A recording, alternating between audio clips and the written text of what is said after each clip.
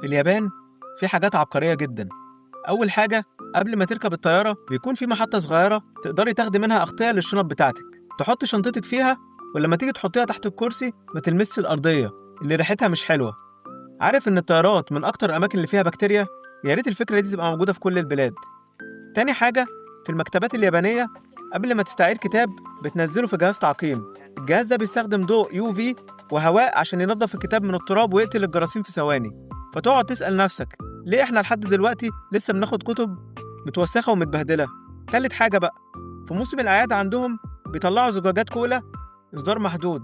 الورقة اللي على الإزازة بتتقشر وتلاقي تحتها ورق لامع كده شبه هدية، وبمجرد ما تسحب الخيط الورقة تتحول لعقدة شكلها زي الفيونكة، بتخلي المشروب العادي شكله احتفالي سواء لنفسك أو تهديه لحد بتحبه.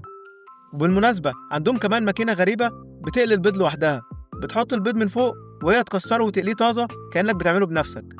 وانتوا بقى قولولي ايه رأيكم؟ تحبوا الحاجات دي تبقى موجودة عندنا زي اليابان؟ ولو اخترتوا حاجة واحدة من الأفكار دي وعايزين تطبقوها هتكون انهي فكرة؟